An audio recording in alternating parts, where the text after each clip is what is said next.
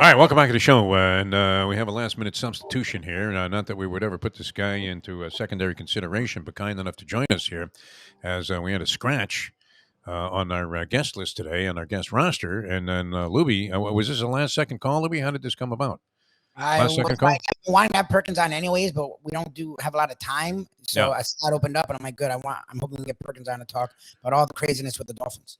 All right, and he joins us right now, the aforementioned and the Dolphin columnist with the South Florida Sun-Sentinl, and a man certainly well-versed in all matters of the National Football League and other things on the sporting landscape. Chris Perkins joins us here on the show. Chris, thanks so much for doing this. Pinch hitting, man, like Daniel Vogelbach for the Mets. That's right. He's got a little weight on me, but yeah. But he lost it all. We were talking about that. He dropped like 100 100 pounds, this guy, in the last 2 months. Wow. Yeah. Wow. Man. Are you a fan of the fat guy in sports? We love the fat guy in sports.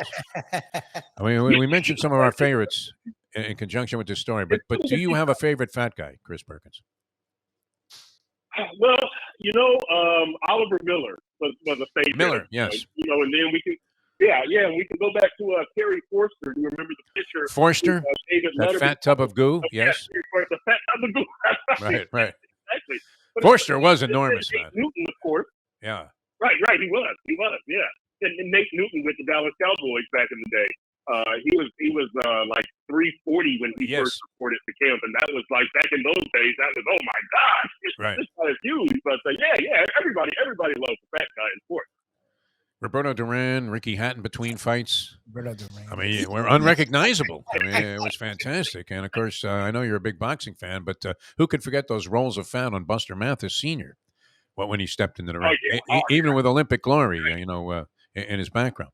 All right, and settle an argument for us, a little sports talk debate that's been going on for the last 23 years here in South Florida, Chris, if you will. We touched on this earlier. Was Jay Fiedler the best post-Marino quarterback with the jury still out on Tua Tagovailoa? Could you say, is it a fair statement that Jay Fiedler so far has been the most accomplished NFL quarterback that has played for the Dolphins since Dan Marino? Oh, yeah. I don't think there's any question. And no question. The guy went, well, I mean, he got the playoff berth, right? Yep. That's kind of how we have to judge it. I think that Ryan Tannehill was a better quarterback, but Fiedler had a better team around him. And believe it or not, Fiedler had a better coach with the staff. They won that. So, I think you have to say so. But I think that Ryan Tannehill is a fairly close second. And then, to me, there's a pretty big gap after that. We'll see what Tua is able to accomplish. But, I guess he's got the one playoff appearance, so he's gaining ground on both of them. But he's got to stay healthy, obviously. Yeah, which, is a huge question mark involving Tua Tagovailoa and the future of the Miami Dolphins, who ended up very similarly as they did the year before at 9-8. So not a whole lot of progress was made in spite of all of the changes that were made. All right, is it real or Memorex? I mean, what's going on with this Vic Fangio story? Is he coming? Is he going? Was it all bullshit? What do you say, Chris? You know what? Just being optimistic, I think there's room for everybody to be correct. And so we saw that ESPN and NFL Network have reported that the Dolphins and Fangio have agreed in principle or agreed to terms. And then Mike Silver reported that he talked to Fangio and Fangio said nothing is done. And so I think there's a window where everybody is correct from the standpoint of agreed to terms. That's like an oral commitment in college football, right? Guys, it's not done till you sign that letter. So with Fangio, it's possible that they have agreed to terms, but he's still listening to other offers because he hasn't signed a contract with the Dolphins. That's what I'm thinking, Depot. But you know how the Dolphins are. They might have leaked this thing before it was actually done. So who knows? Who knows with the Dolphins, Depot? That's the whole key to this, is that you can see it just going off the rails because it's the Dolphins. Yeah, I was thinking, holy Bill Arnsparger, man. I mean, this is the kind of guy. I mean, maybe Arnsparger will end up being the guy. They just have the carcass of a deceased, man on the sidelines. But I thought the move, it sounded good because you have the young coach in McDaniel, and then you get the old salty dog stodgy old NFL mainstay, and Vic Fangio, who, regardless of what people thought about his head coaching tenure there with the Broncos, which was weak, certainly well respected as a defensive coordinator and thought to be one of the gurus in that category. Yeah, and look, this is a defense that needs a new look because you can't play the same way that you played with Brian Flores, or even the way you tried to play last season, which was using those quarterbacks to shut down everything. You didn't have Byron Jones last year, obviously, and Josh Boyer, the dearly departed defensive coordinator, kept trying to press and play man and play that same style. And, after you've lost Byron Jones and Nick Needham, the spot corner, it's tough. Cater Cole, who the undrafted rookie turned out to have a pretty good year playing alongside Xavier Howard, but they needed to have a little more diversity in their game. They didn't. They kept trying that same style. So with Fangio's defenses are usually led by the front seven. The Dolphins were playing a defense that was led by the secondary. This defense, we think this defense will be led by the front seven, Christian Wilkins and Bradley Chubb, who just got named to the Pro Bowl. Not sure if I agree with that. He did have 8 sacks, counting his sacks in Denver. But, yeah, Christian Wilkins and Bradley Chubb and Jalen Phillips and Zach Fiedler and Landon Roberts, the front seven, and that pass rush, if Melvin Ingram comes back, the Chubb, Phillips, Ingram pass rush, that will be the lead, the tip of the spear, so to speak, for this defense. That's what Fangio will do. Now, you still need to upgrade talent-wise. But, yeah, I think that Fangio would bring a totally different style of defense to this Dolphins team, and a style that I think fits their personnel better, by the way. Well, Perk, it's funny that the defense has been the story the last week or so because of the Fangio hiring, that people actually were giving the Dolphins credit, which is rare, for that higher home run, grand slam. Again, not terms you hear when the Dolphins usually make a move. So, of course, it would sour. That's as Dolphins as it gets. The story all season was Tua, and by the last quarter, his injuries. The concussions, now we're a month and a half away. It's sort of, they're not playing, so the story went away. But, of course, it was reported last week that Tua is still in concussion protocol, which for me, I was like, okay, I don't care either way. They're not playing. Like, what is the story there? But supposedly people made a story in the sense that, how is he still in the protocol? Why is he still in the protocol? I've heard people with sense say it's not that hasn't progressed, that he's the same where he was. It's they're being very cautious. 2 concussions in a month and a half, 3 concussions in 3 months. It's not that he's stymied or anything like that. He's doing fine. You cover the team closely. What was that report? What does that mean? And how is Tua, from what you've heard, progressing? Man, Moody, that's a very good question. There's a lot of levels to that. Yeah. First of all, the fact that Tua is still in concussion protocol, I think it is, I guess, a little troubling. Guys usually aren't in concussion protocol for a month. However, the Dolphins did have a tight end, Stephen Carter, this season, who got a concussion in the opener, and he never played again. He sat out the whole season. Yep. They had another tight end, Hunter Long, who got a concussion, and he was out. I want to say Hunter Long was in protocol for about 3 weeks. So with Tua, it's you question, why is he in so long? But there's precedent for it also, even on the team, and the Stephen Carter precedent is not a good one. The guy missed the whole season. But really, I'll tell you this, movie. My bigger thing is, why did the Dolphins leak this story? Like, what do they have to gain? Are they showing that they're totally behind Tua and they're giving him every opportunity before they go after Tom Brady? And they their hands and say, well, we gave Tua every opportunity we could. Or, like, what do they have to gain? Like, are they showing that they're being really cautious with Tua? Like, I don't understand, and I don't know that the Dolphins leaked it, but I would think that they did.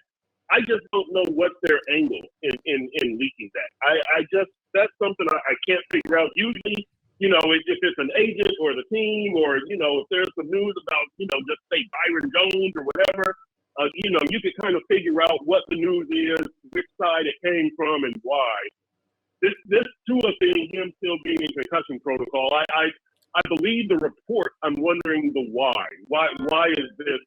And the other part of that was that the Dolphins are not going to pursue Tom Brady. that was the other story that was leaked the next day to ESPN. And so are they building some case that we're totally behind Tua?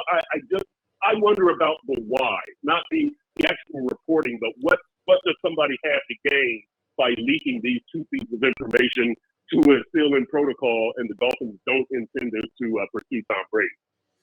What happened, man, after Harvey Green left the organization? I guess he's still around in some kind of emeritus stature.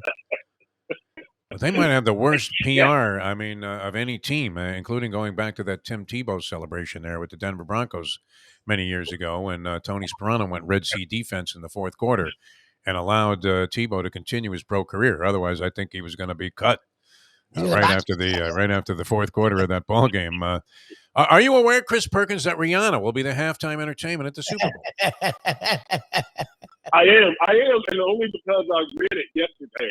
I really know everything you need to know about the Super Bowl. I read that. I was like, oh, okay. I never watched the halftime show. I can't tell you the last halftime show I watched, but it might have been the equipment malfunction of Janet Jackson. Yeah. Oh, yeah. I never, ever watched the Are you covering the Super Bowl? Are one of you guys covering the Super Bowl? I'm not. Okay. No. Okay. All right. And it's always an adventure. I mean, I would imagine now as a writer, how different was Radio Row for you? Because it was the same kind of gathering, a lot of press conferences, a lot of people available. I want to say, I would imagine that these people that were touring Radio Row and doing radio and television interviews also made themselves available, at least in some kind of mass press conference format, to the printed press. Now, did you get involved in a lot of Super Bowl coverage, and what stands out to you about it? Oh, Radio Row was great. I think I've done 5 or 6 Super Bowls, although I haven't done one in a long time. I didn't do the last one in Miami. I was having surgery 3 years ago. So, but Radio Row was just Depot. You remember Radio Row? I always had a good time. Yeah, people. Their handlers are taking them from table to table to promote the product or promote the person. And if they've got 15 minutes between interviews and you're a reporter, you can just walk up to them and talk to them, and it was great. I mean, you could have seen anybody from Jimmy Carter to Hulk Hogan or Mr. T. Exactly. Yeah. Everybody, you remember those things. Yeah, they were great. I love Radio Row, the old school Radio Row at Super Bowl. Great thing. I guess, that was the way to approach it, now that I think of it, because you used to see some writers, especially, the most prominent would be Barry Jackson, kind of leaning in from the second row of people behind your interview there and sticking a tape recorder in. That was always great. And then, you would try to grab the guy before he went to the next radio show or whatever his next destination was to be interviewed by electronic media. And like you said, you'd be sitting there talking to, all of these giants of both the sporting entertainment industry and just about anything else that were available and walking around. Now, what are your thoughts? I would imagine you'll be zeroed in pretty heavily. What exactly is the Pro Bowl going to be this week? Because, there were times that, I used to bet on the Pro Bowl. I'm ashamed to admit this. Even at Gamblers Anonymous meetings, you will not find people admitting that they bet on the Pro Bowl. Here you are, ready to come clean, ready to come to Jesus. You're standing in front of Joel Osteen, and you say, well, did you ever bet the Pro Bowl, DeForest? Oh, no. I never did that. It's not a real problem here. Yeah. That's a problem they can't even cope with there. Yeah. So what do you make of what's going on here? Flag football game. Of what distinction is being part of the Pro Bowl festivities this week? I don't like it at all. I never watched the Pro Bowl either. So, but I hope that this is a 1-year experiment. I just don't understand how a flag football game is going to be interesting for.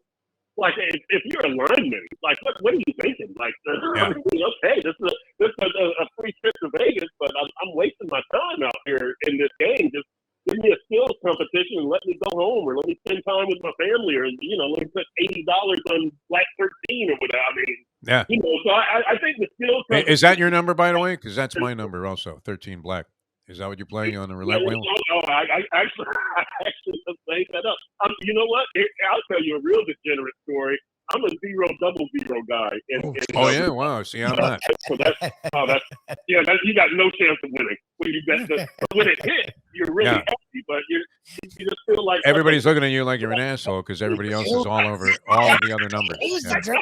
They're on black and red, first, second, third, portion of the board.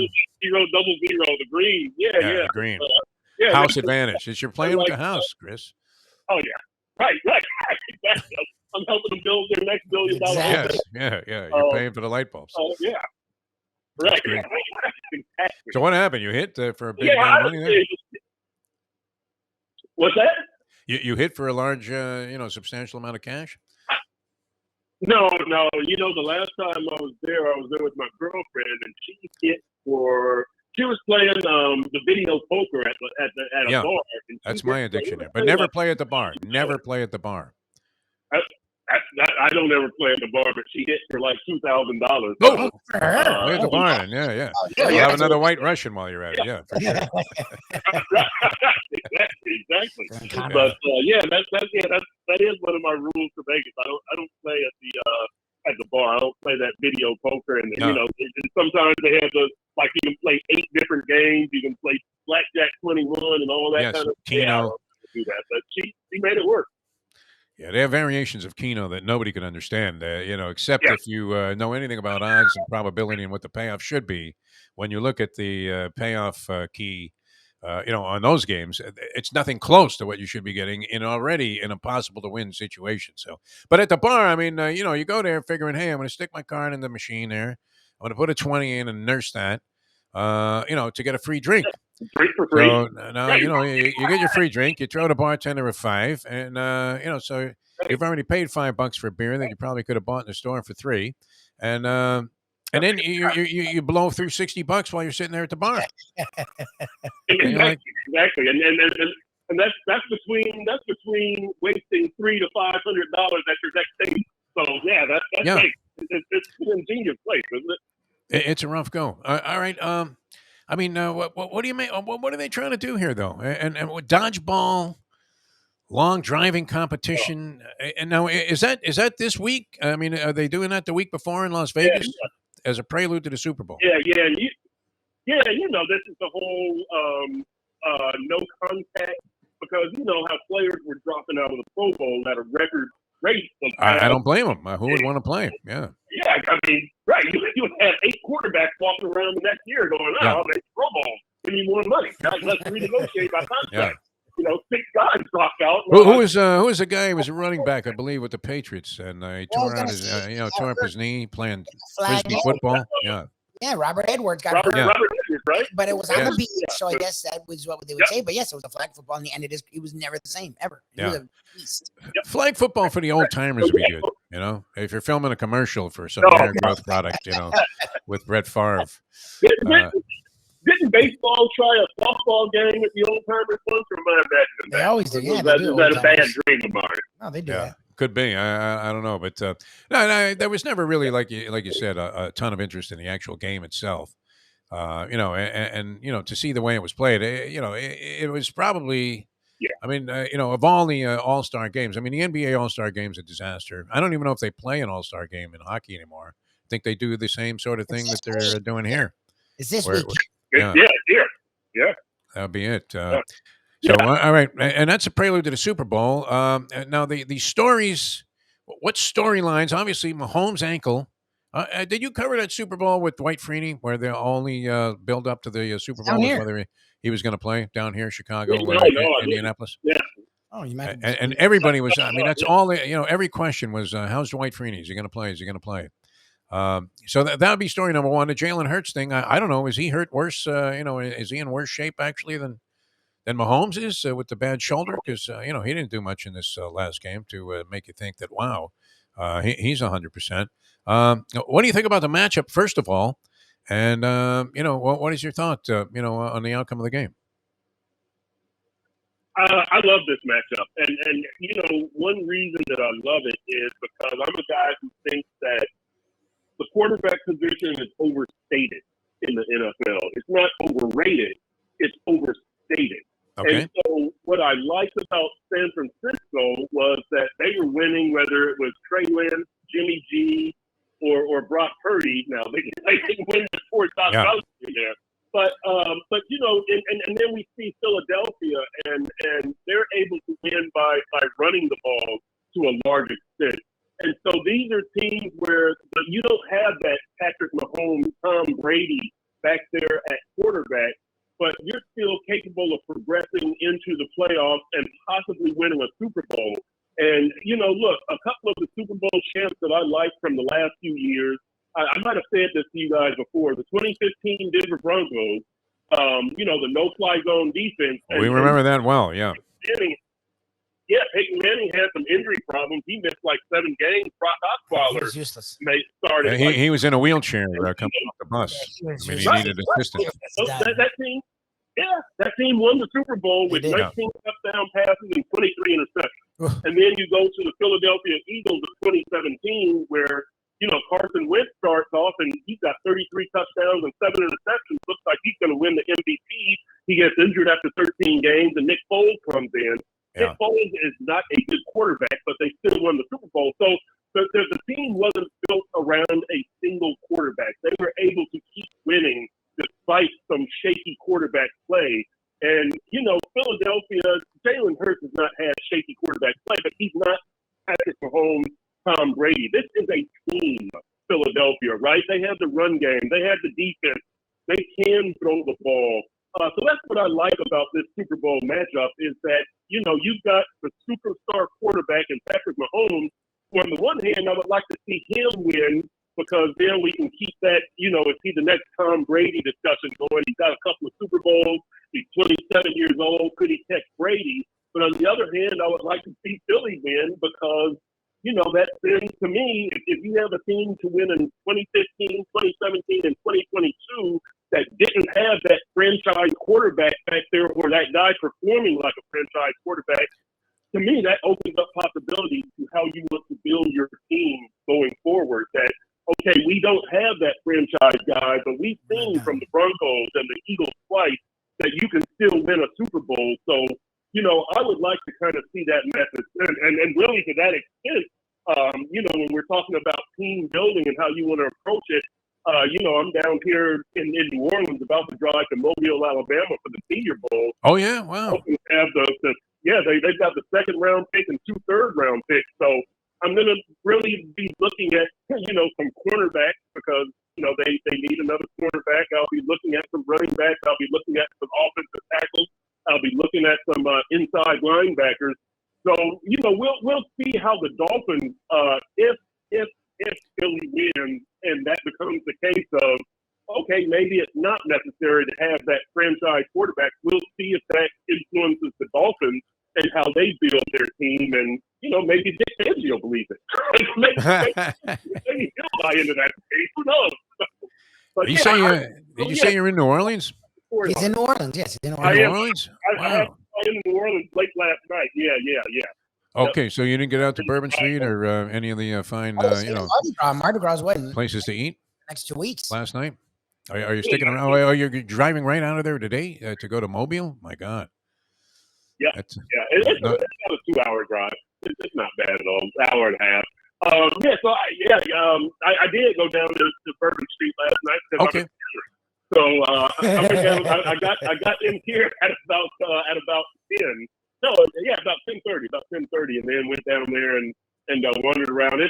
It's even more depressing on a Monday night when nobody else is down there because at least when there's a big crowd, you feel like, all right, I'm part of something. Part of a parade.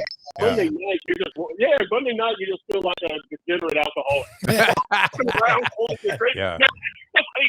down there, bunch of bad music, some homeless people. But I did enjoy myself, so I don't know what that says about me. Actually, I do know what that says about me. I'm a degenerate. You are a degenerate. That's fine. My favorite thing that is most emblematic of the experience is the vomit that covers that ATM machine when you first turn off Canal Street there. Yeah, right. And you make that right onto Bourbon Street, and now you still have to walk up a block to get to anything like Acme Oysters or Felix's or any of that stuff. And then, but there's always vomit covering that ATM machine, which you would never think to use anyway, because there usually are any number of suspicious-looking characters hanging around that area too. All right, great stuff, Chris Perkins. We'll let you go, man. Have a nice drive there to Mobile. Jim Sarney was asking earlier, your buddy Jim Sarney and ours. Who are the Dolphins looking at the Senior Bowl? So you've addressed that, yes, which and is good. So we've actually answered the Yeah, question. I would say corners and offensive tackles would be to me, they're going to be the priority because they have to, like I said, the second round pick and 2 third-round picks. So yeah, how blind are their scouts, by the way? Do their scouts have German shepherds? I mean, yeah. Seeing eye dog. Man, over the years they've made some serious they're just calling service dogs nowadays, people. But yeah, yeah. Probably better scouts than some of these guys, right? Yeah. You're asking a guy if the dog was a rescue, because you don't want to insult him because, obviously he only has it because he's blind to, any kind of potential talent that he might be able to uncover. All right, Chris, we love you, man. Thanks. Thanks for doing this. Really appreciate it. Always great having you on. All right, guys. Yeah. Anytime. Thanks. When is a story not a story? Huh?